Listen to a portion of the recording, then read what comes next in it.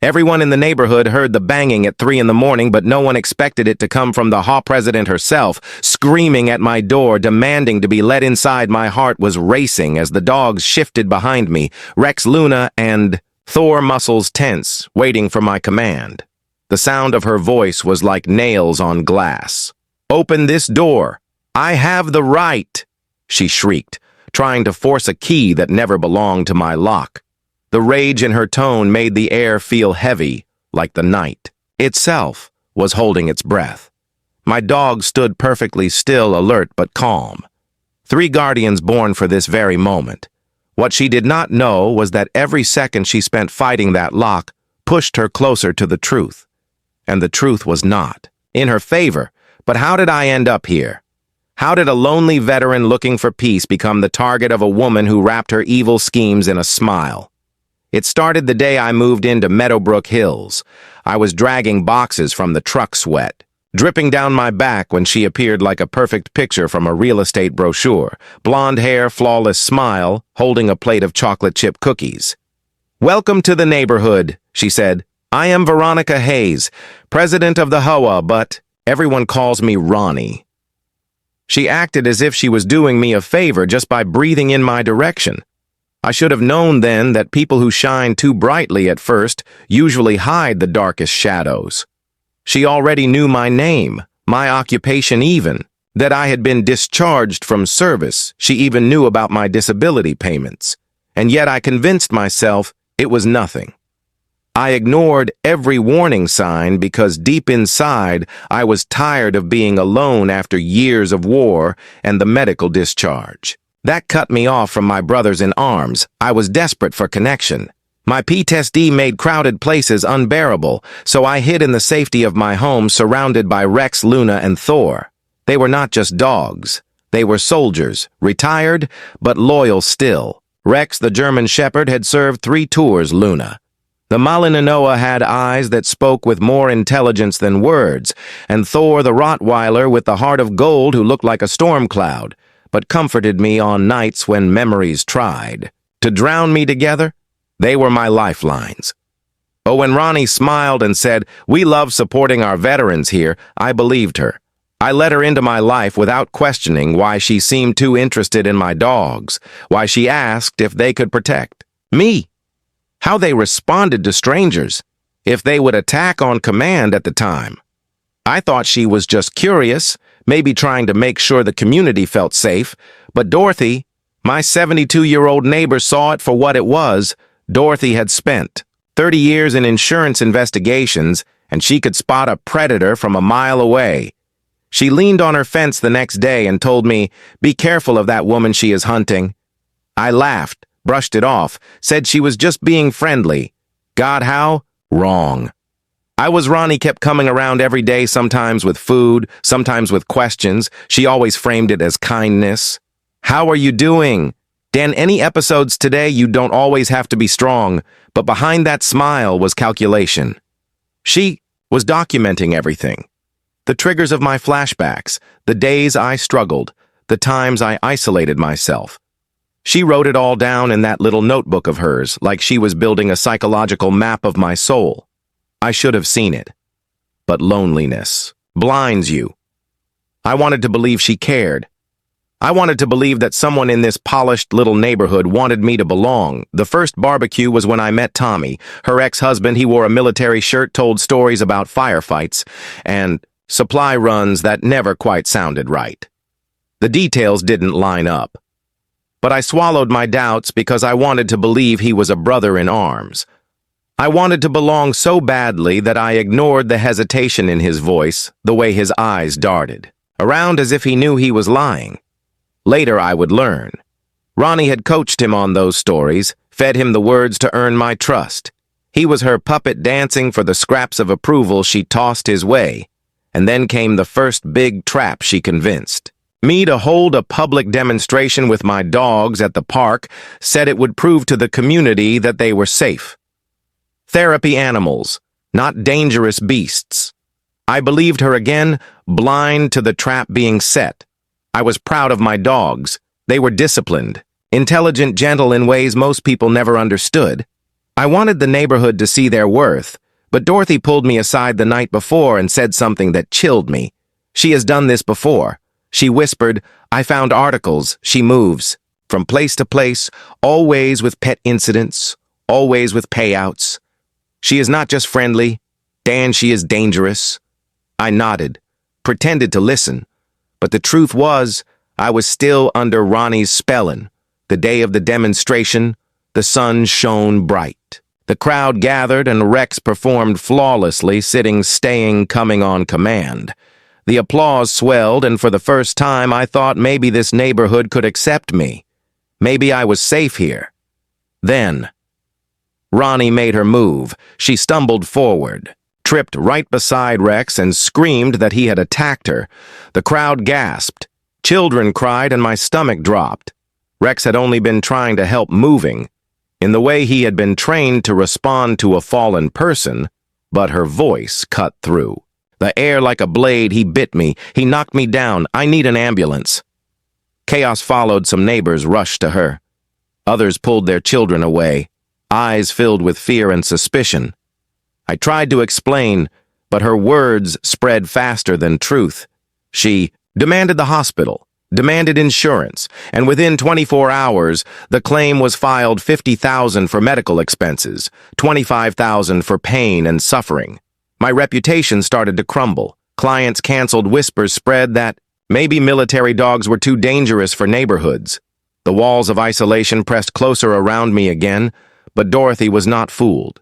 She showed me an old newspaper photo from Phoenix, a woman who looked exactly like Ronnie holding her wrist. In the exact same way, veterans, dog attacks, neighbor, $40,000 settlement reached. The realization hit me like shrapnel. This was not an accident. This was a performance rehearsed and perfected over years, and now I was her next victim. Everyone saw the bandages on her wrist, but no one questioned how the video from that day told a different story. I watched it frame by frame. Rex moving with calm precision toward her after she tripped, not an ounce of aggression in his body, and yet her screams echoed louder than the truth neighbors whispered in grocery lines. Mothers pulled their kids closer. When I walked by, the poison had been planted and it was spreading fast. Ronnie knew exactly what she was doing. I sat in my living room that night staring at the phone video over and over. My dogs lay around me, their steady breathing grounding me. But my mind was a storm. Why would she lie?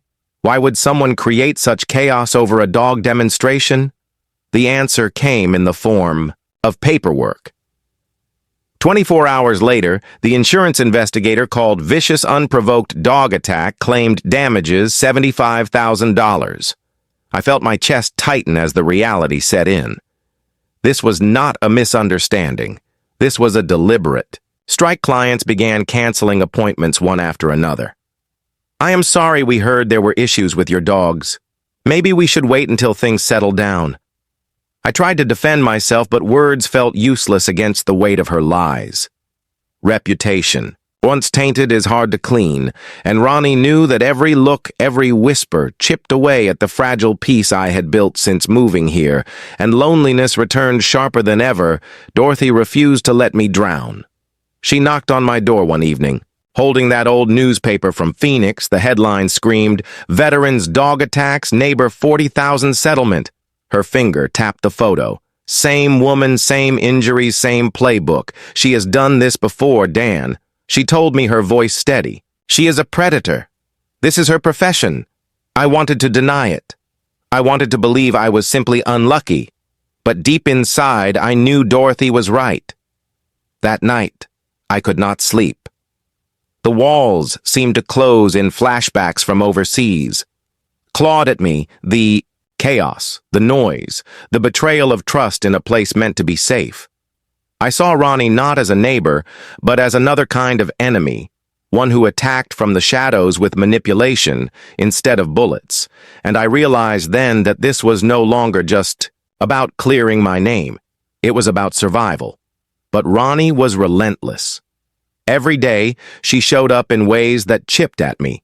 Small violations left in my mailbox, noise complaints, fines for training sessions in my own home, paperwork, stamped and legal. sounding each one a weapon designed to bleed me financially and emotionally. 500 here, 1,000 there. Within weeks, the total climbed past 3,000. I felt myself drowning. But every time I thought about giving up, I looked at Rex, Luna, and Thor and remembered that they had never abandoned me and I would not abandon them. The community began to turn against me. Whispers turned into open suspicion. Neighbors questioned if dogs like mine belonged near children. Ronnie planted seeds of fear at mailboxes and gatherings, speaking softly about neighborhood safety. She never mentioned me directly, but everyone knew who she meant, the dangerous veteran with the attack dogs. That was the story she painted and too many believed. Her butt there were cracks, Tommy. Her ex-husband carried guilt like a weight. I could see it in his eyes at neighborhood meetings. He would start to speak, then falter words dying on his lips like he wanted to confess. But fear chained him to silence. I overheard them once arguing in their backyard, his voice low. Maybe we should stop this. He said he is a good guy. Her reply cut like a knife. You want your alimony to continue, then keep your mouth shut still. I wanted to believe in him, wanted to think at least one person in that house might have a conscience. But Ronnie had her claws deep in him, and I was the one paying the price. The day I truly understood her madness was when I saw her practicing in her backyard. I had been walking Rex. When I glanced through the fence and froze, she was falling deliberately again and again, positioning her body the same way she had at the demonstration. Like an actress rehearsing a role, rage rose in my chest as I realized she had staged it all. Every stumble, every cry of pain choreographed long before that day at the park, Dorothy kept digging her instincts honed by decades of investigation. She uncovered patterns of fraud across states, Ronnie moving every few years, leaving behind settlements and ruined reputations. She is not just dangerous, she is organized. Dorothy said she knows exactly how to make people doubt themselves, exactly how to make victims look like villains.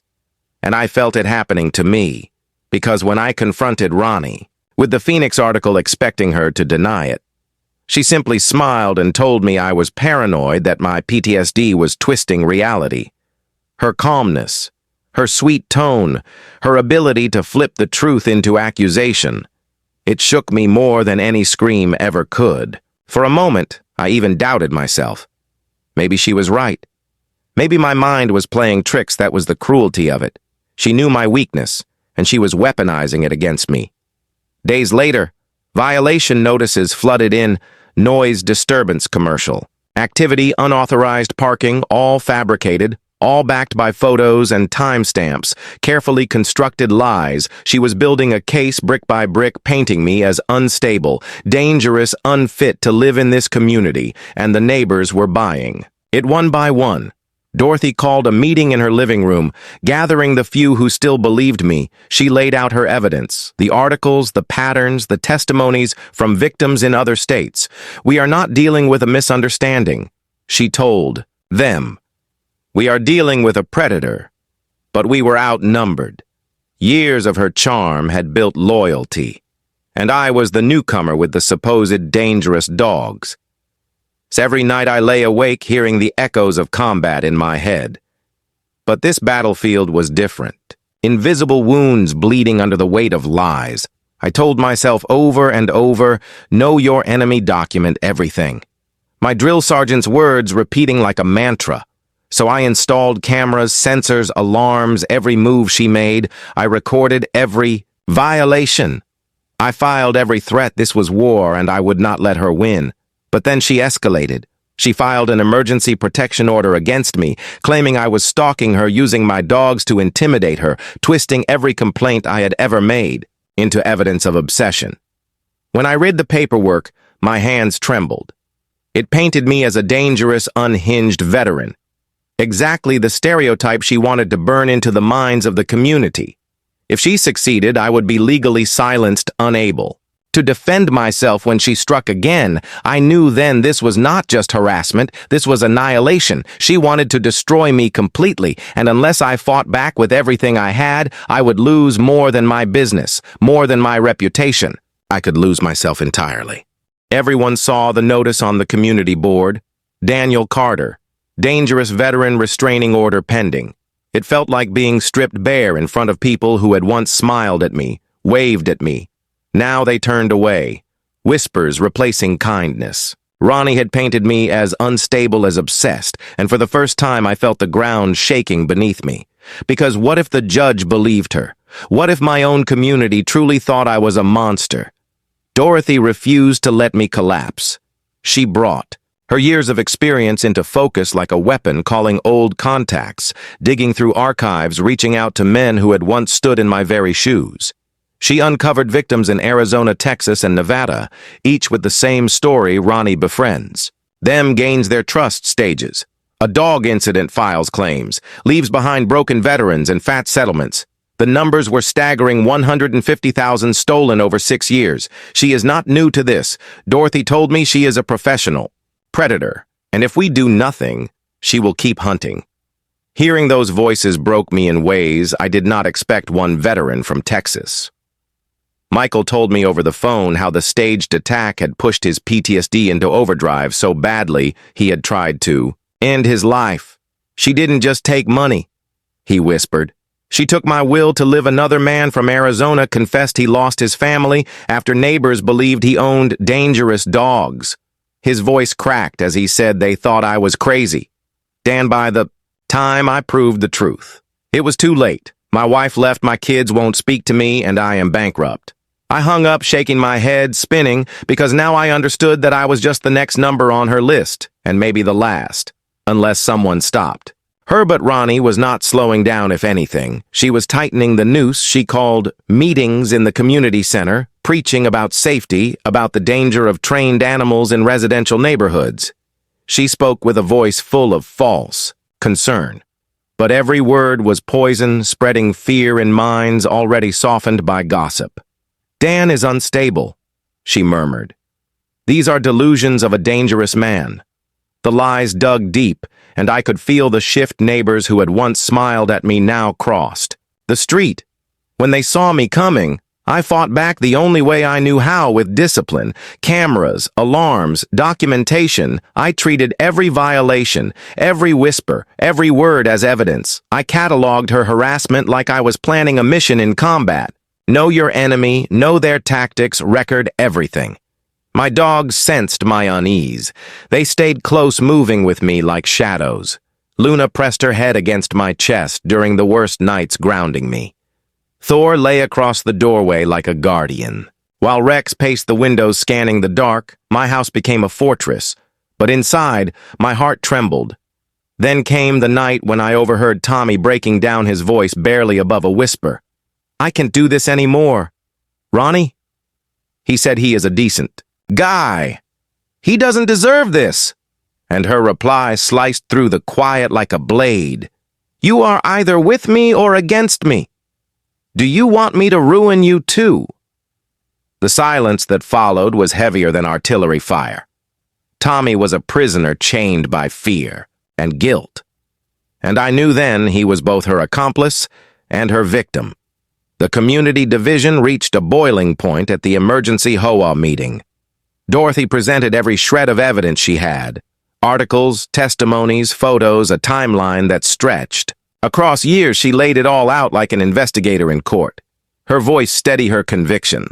Undeniable neighbors shifted uncomfortably, but Ronnie countered with the venom of a master manipulator. He's paranoid, he's unstable, his peace makes him dangerous. Do we really want to risk our families around him? I felt the weight of every eye in that room pressing down on me. My throat closed, my pulse spiked, memories of ambushes and explosions tearing through my mind. A flashback slammed into me like a wall. I staggered, shaking, gasping, but before I could spiral, Rex, Luna, and Thor moved with practiced precision, pressing against me, grounding me, their bodies heavy and warm. Their presence pulling me back to reality. The room went silent. As they watched these so-called dangerous dogs save me from my own memories, some neighbors blinked their eyes, opening to the truth for the first time, but others turned away, unwilling to admit they had been deceived. The war for hearts and minds was far from over. That night, Tommy reached his breaking point. He overheard Ronnie on the phone, her voice sharp tonight. "We end this?" she said. I felt a chill crawl through me like frost over broken glass, but I did not yet know what she meant. Dorothy, however, had been watching from her window. Night after night, she saw Ronnie circling the block, parking in shadows, timing her moves, and she knew something terrible was coming. She kept her phone close, ready to dial the second she saw what she feared. Could not sleep that night. Combat instincts prickled through me like static every breath, shallow, every muscle tight. Rex, Luna, and Thor restless pacing. Their eyes locked on the door like they felt danger pressing from outside. I armed the system, checked the locks, set the alarms, then sat in the dark waiting. And miles away, Ronnie dressed in black gloves, pulled tight, a bag slung over her shoulder inside, forged documents, staged photos, fake training schedules, even forged medical records, every piece designed to frame me as a criminal. Her final act, her perfect setup. Tommy's old military master key glinted in her hand. She believed it would open my door. She believed she had already won at 2:45. She approached my house with the arrogance of someone who thought fate bent to her will. The cameras caught her every move. The key slipped into the lock. She turned it and nothing. It did not fit. It did not turn. Reality slammed into her like a brick wall. Military keys did not open. Civilian locks. Her plan was unraveling before her eyes. I watched from my monitor as confusion turned to rage. She jiggled the key, twisted it, forced it. But the truth was undeniable. Her plan was collapsing. My dogs lined up behind the door, silent. "Steady, ready," I whispered. "Hold alert." Their ears pricked their bodies, tense but obedient because that was who they were. Protectors, not predators. And then desperation took her. She kicked the door again and again, her screams splitting the night, claiming authority, demanding entry, pretending still to be the HOA president with power over everything. Bang, bang, bang. The sound echoed down the street. Lights flickered on, windows opened. Neighbors watched as her mask slipped completely. Dorothy was already on the phone with police, whispering into the receiver, "There is someone trying to break into my neighbor's house."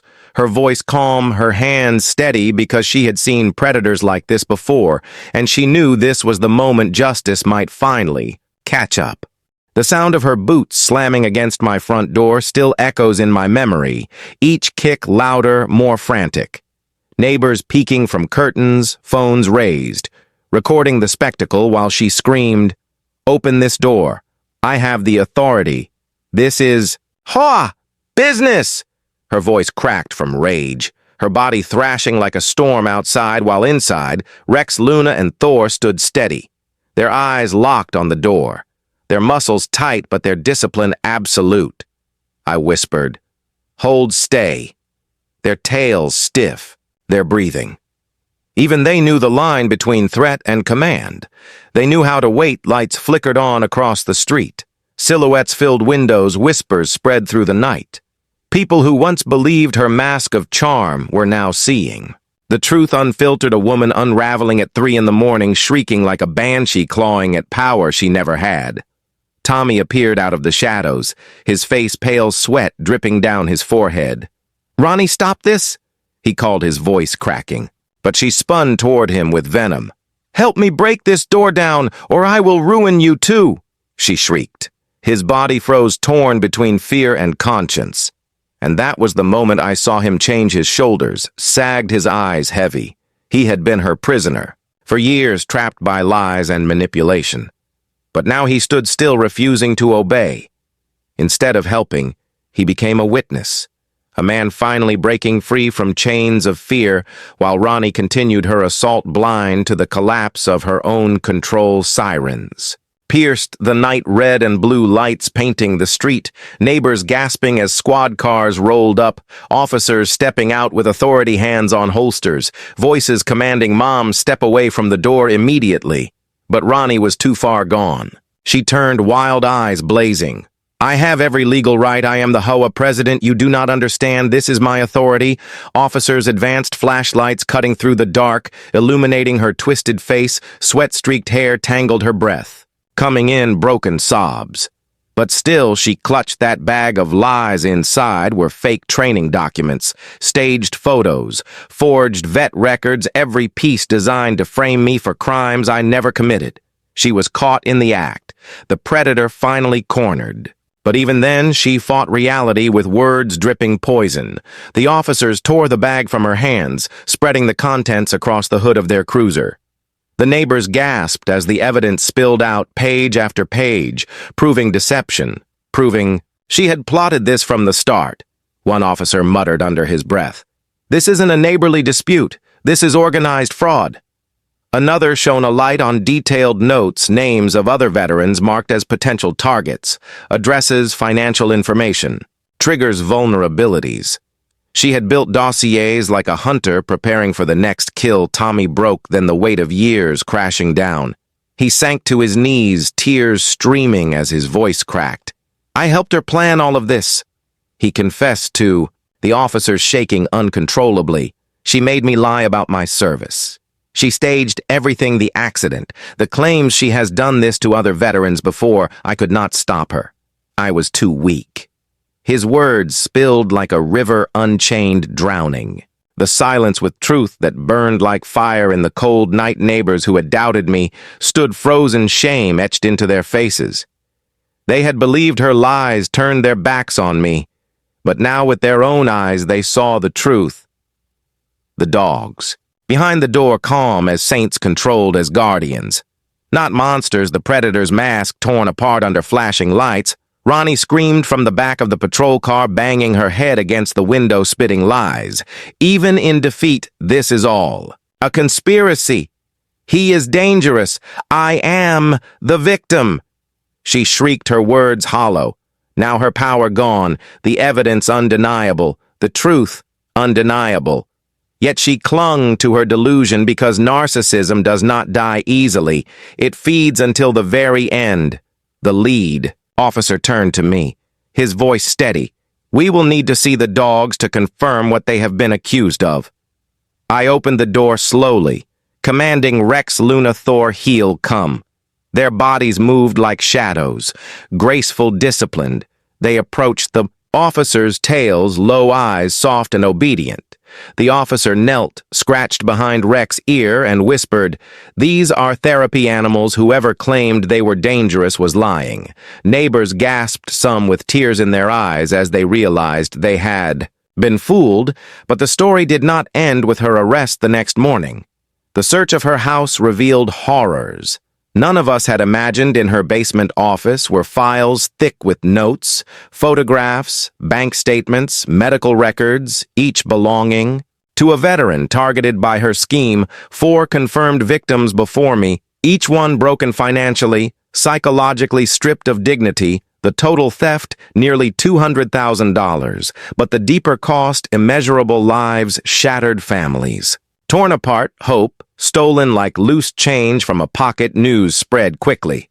Local media swarmed the story, a predator disguised as an HOA president exposed by her own greed. The veteran community listened with fury and sorrow. Men called me from across the country saying they recognized the pattern in their own lives, that maybe they too had been victims of her kind. Dorothy became a hero overnight.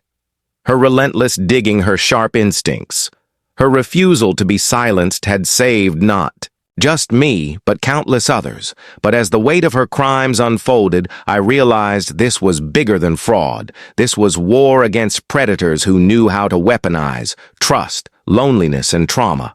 Ronnie was only one of many, and though she was in handcuffs, her shadow stretched long across the lives she had already scarred. And yet I felt something else that night as I stood on my porch watching the cruisers drive away. Relief, not triumph, not joy, just relief.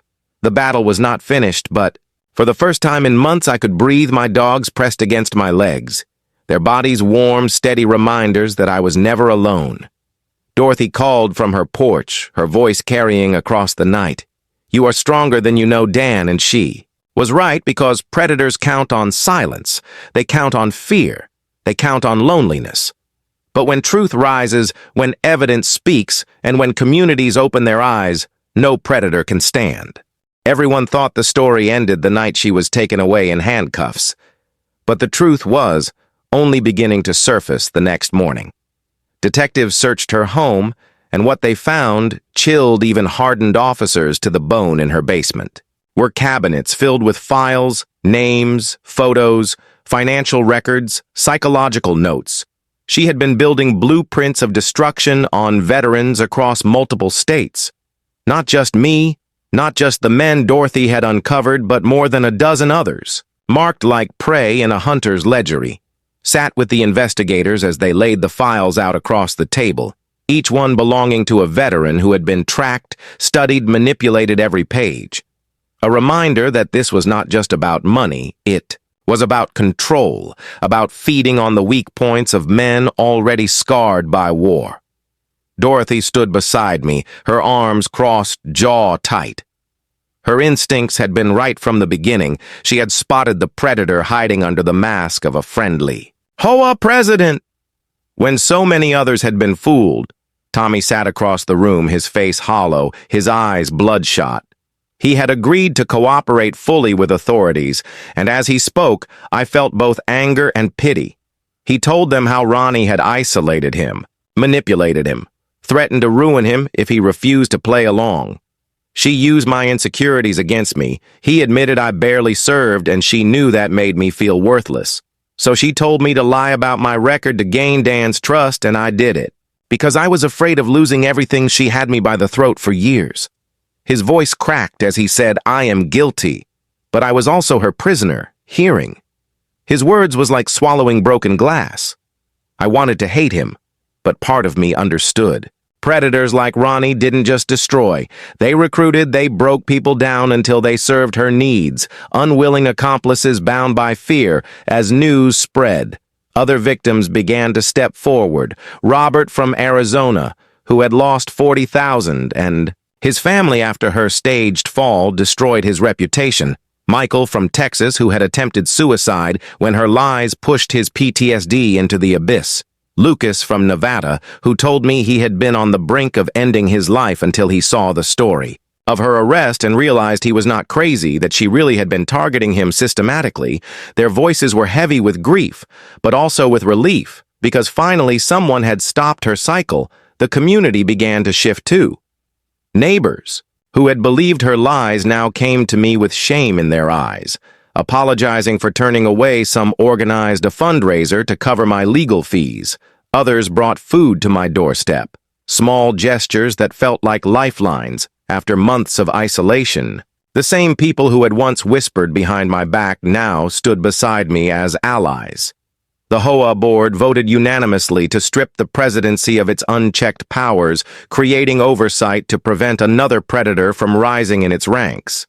But the battle was far from over. Ronnie hired a lawyer, and her defense was as twisted as her lies.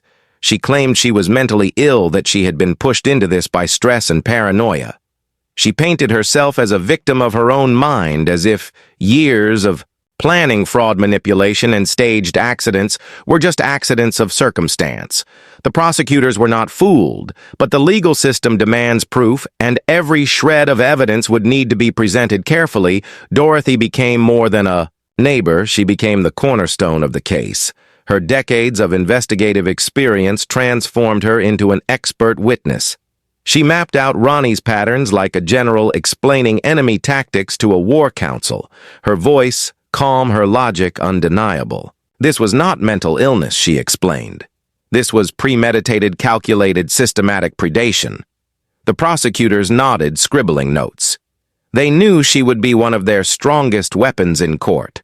For me, the preparation was exhausting, reliving every violation, every manipulation, every night of fear.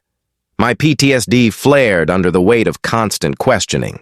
But my dogs stayed with me, pressing close during interviews, their steady presence anchoring me when my mind threatened to unravel. I Realized that sharing my story was not just about me anymore, it was about protecting every veteran who might be next. The trial loomed, and with it the fear that somehow her manipulations might still sway a jury, but then came the recordings. From jail conversations she had with her cellmate, bragging about her plans, bragging about how she chose me, specifically because PTSD made me easier to break. She even laughed, saying watching them fall apart is the best part. The money is nice, but destroying their mind, that is the real Rush hearing that cut deeper than any lie she had told, because it proved beyond doubt that this was never about desperation. This was about cruelty. My business, meanwhile, had begun to rise from the ashes. Veterans reached out asking for help, wanting to train therapy animals, inspired by the story of Rex, Luna, and Thor, who had remained calm even while a predator tried to destroy us.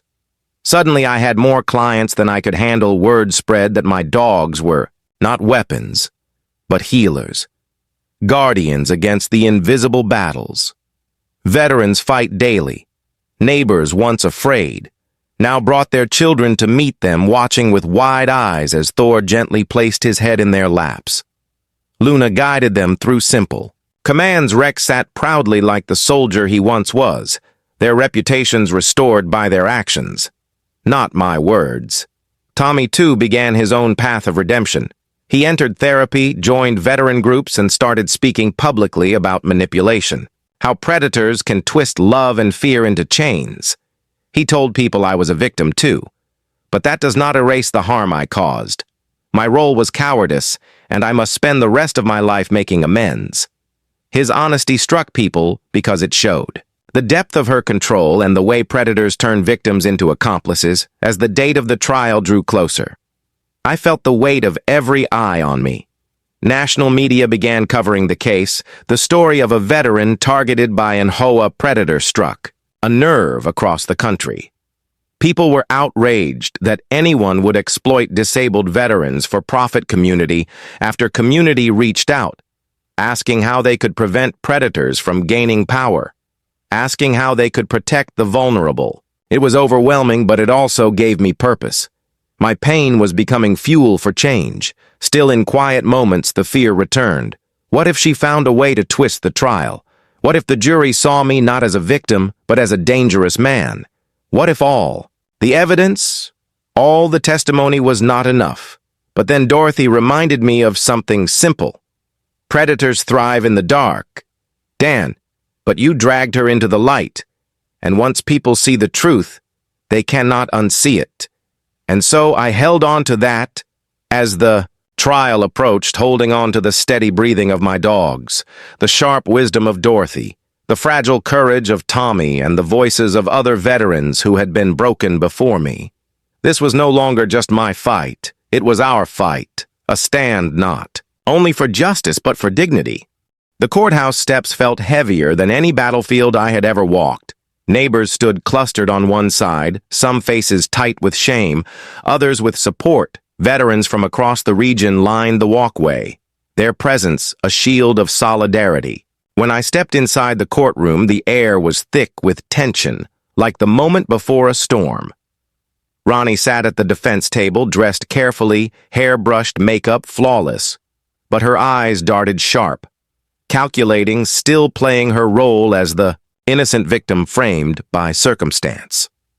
The prosecutor rose first, his voice steady, laying out the case for the jury.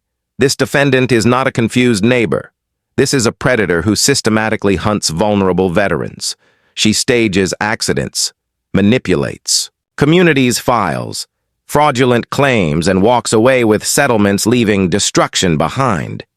He promised evidence, witnesses, and recordings that would show a pattern too precise to be coincidence.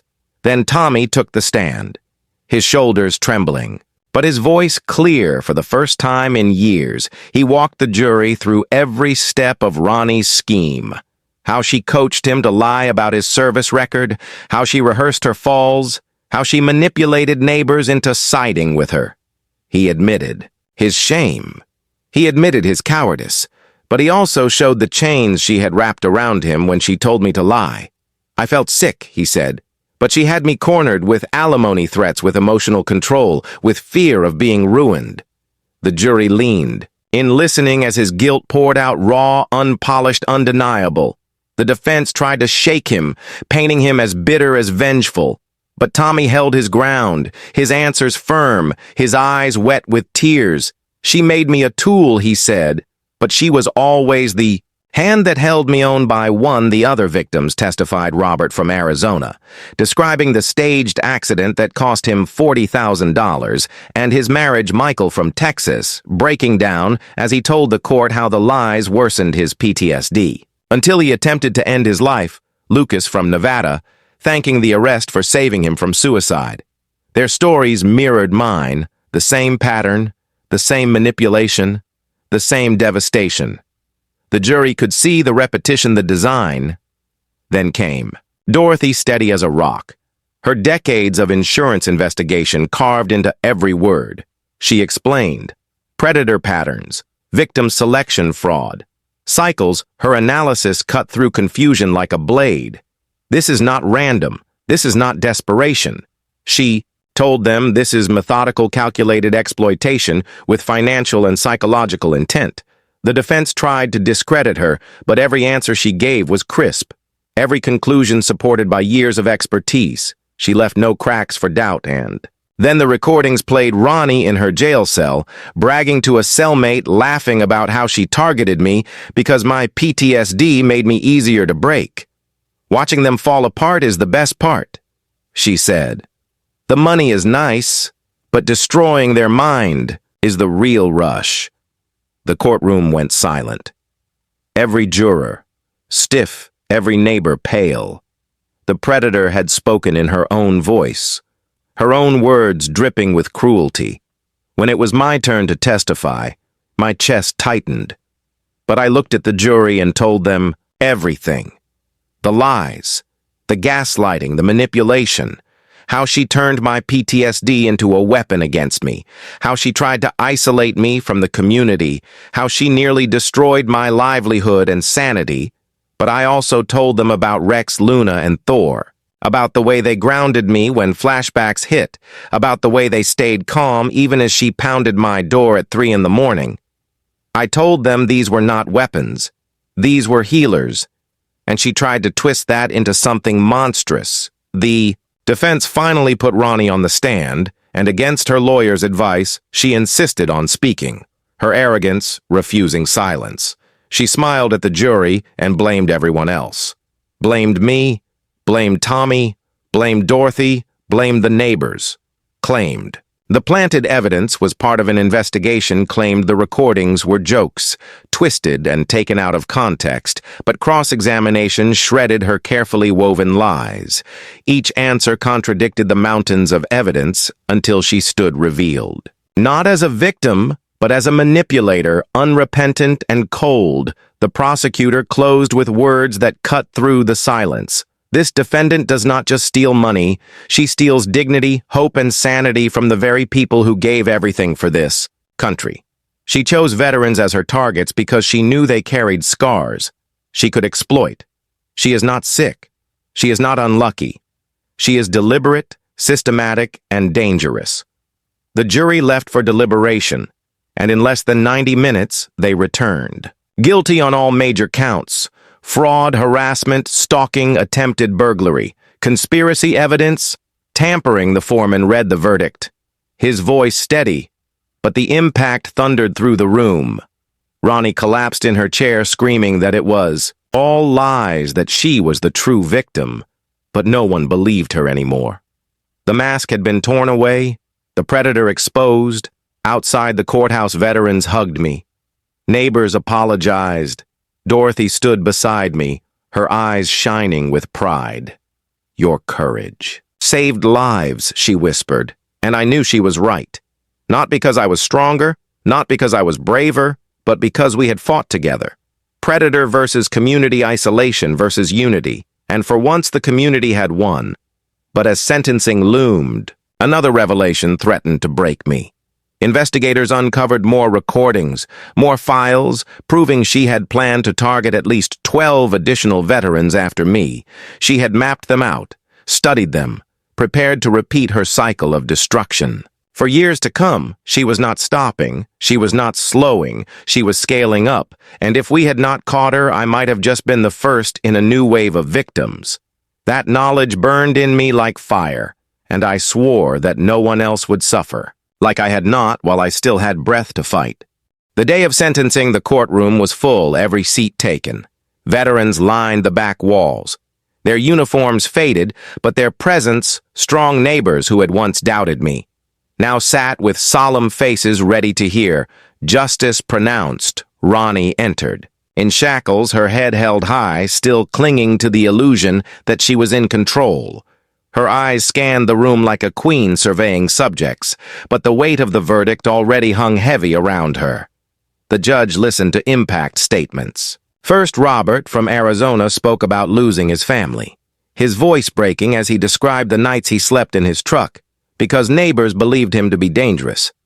Michael from Texas told the court how her lies had pushed him so far into the darkness that he had nearly taken his own life, his words trembling but raw. Lucas from Nevada stood tall and thanked the arrest for saving him, saying that without it he would have ended everything because he thought he was crazy. Thought he was alone until the truth came out.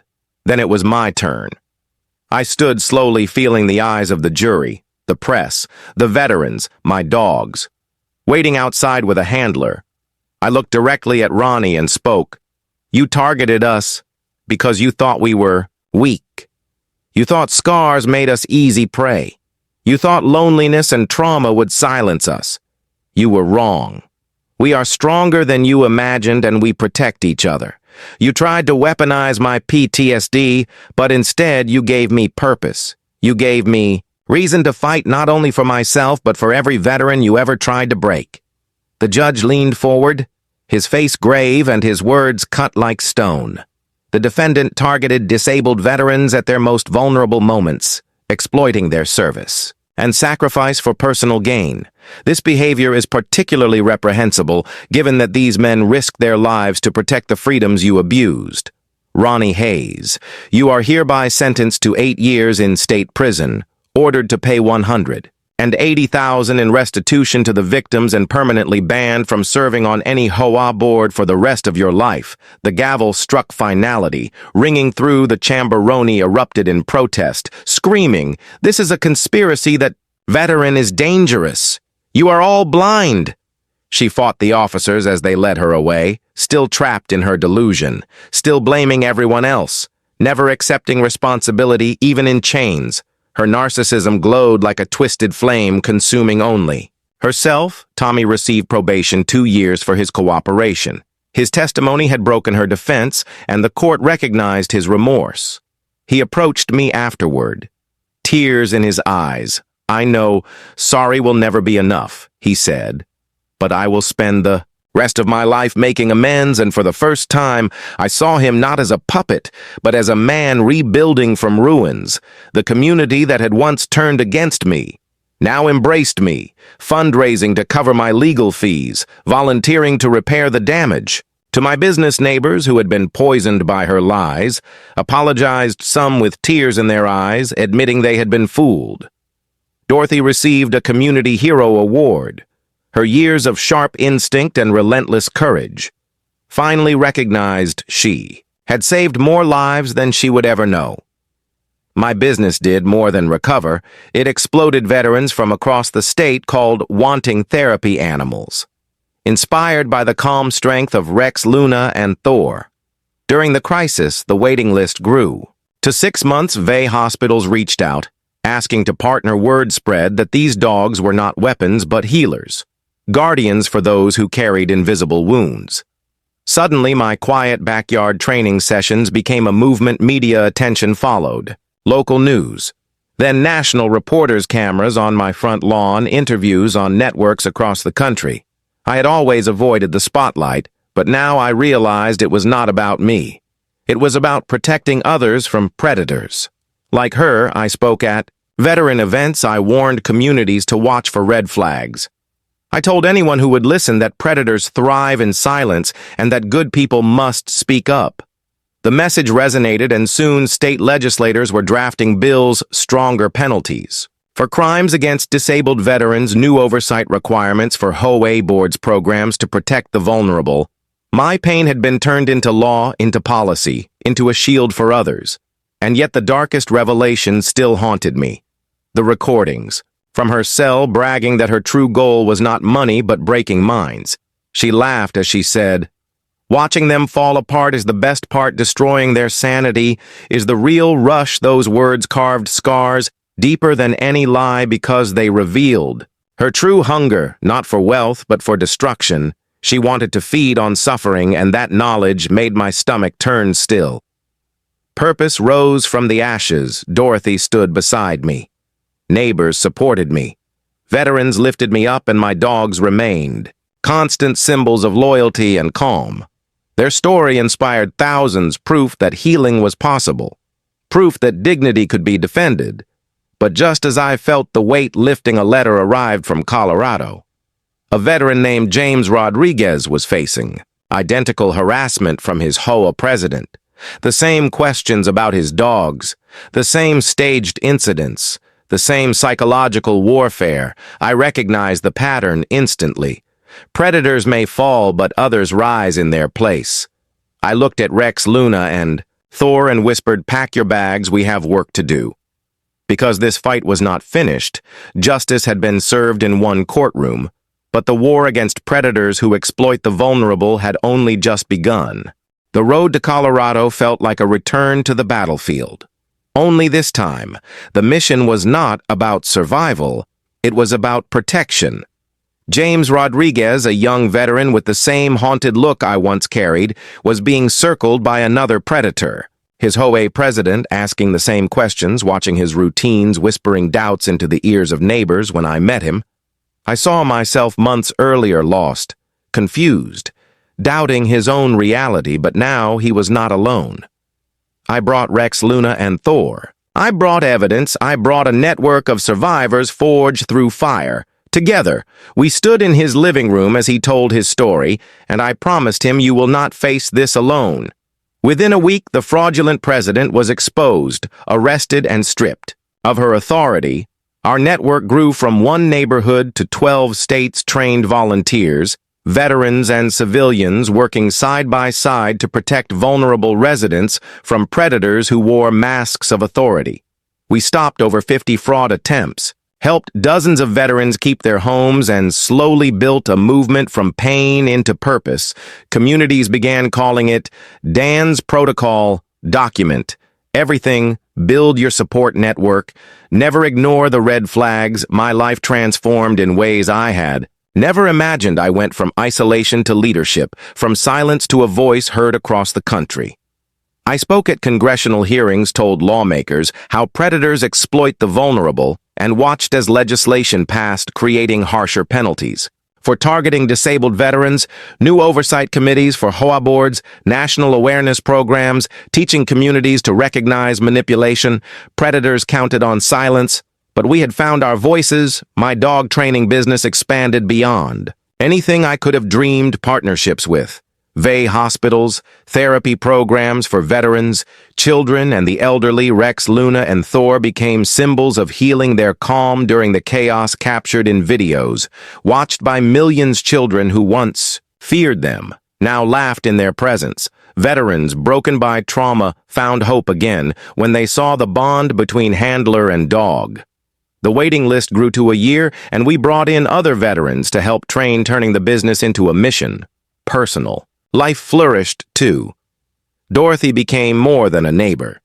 She became family, and her granddaughter Sarah, a nurse with eyes that understood pain and hands that knew how to heal, walked into my life with quiet grace.